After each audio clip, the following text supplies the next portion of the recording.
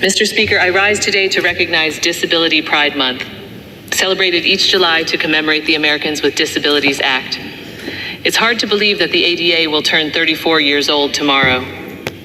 I was in college when it passed in 1990. Today, an entire generation has never known life without the protections that exist because of the ADA.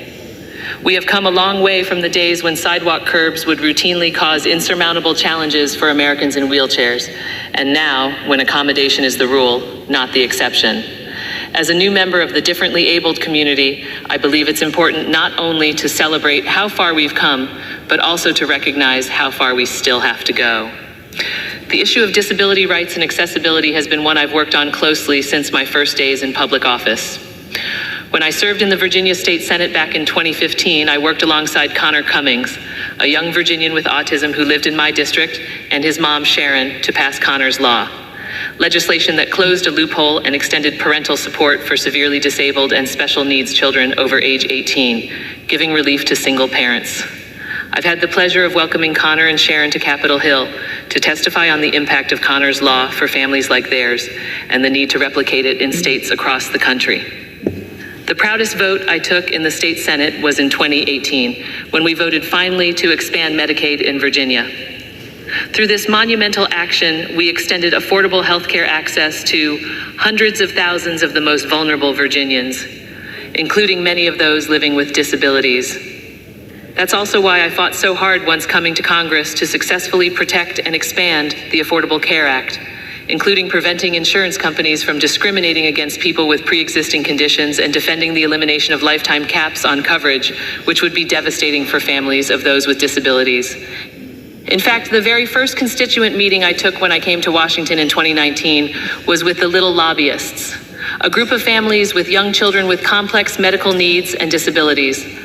I invited one of those families to be my guest at the State of the Union in 2020 to highlight just how important fighting back against efforts to undermine the ACA was for families like theirs. Over the past year, the fight for disability rights has become a personal one. My battle with progressive supranuclear palsy, or PSP, has robbed me of my ability to use my full voice and move around in the ways that I used to. Rather than striding confidently onto the House floor to vote, I gratefully accept rides across Independence Avenue, and yes, I get the irony, from my office to the Capitol. I rely on a walker to get around, and in all likelihood, before my term ends, I will appear on the House floor for votes in a wheelchair. I can no longer give the same kind of impassioned, impromptu speeches during debates on the floor or in committee hearings. This very impressive AI recreation of my voice does the public speaking for me now. I found myself understanding firsthand just a fraction of the challenges that so many Americans live with each day. It's been a big adjustment for me, for my family, for my team, and for my colleagues who have known me for years and have had to watch me go through these challenges. But mine is not a unique story. Millions of Americans face challenges that make it harder to move, speak, act, or otherwise live their day-to-day lives. But that disability does not define who they are. I certainly have not allowed my new challenges to define me. This is not a situation I would have chosen to find myself in. I never thought that at my age and otherwise good health, something like PSP could, in the space of just over a year, rob me of my ability to speak, run, or dance, and force me to stop doing the job that I love. I also never expected to be in a position to make history by being the first member to use an augmentative and alternative communication, AAC, device on the House floor. I used to be one of those people who hated the sound of my voice. When my ads came on TV, I would cringe and change the channel.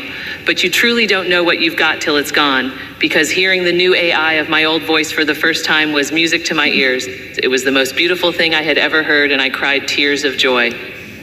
I'm not going to sugarcoat the difficulties that I've faced the past year.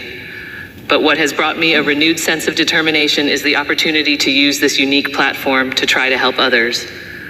The supportive messages I've received have been overwhelming, especially from those facing similar speaking or movement challenges who see someone like me, who just happens to be in the spotlight, persevere in the same ways that they are.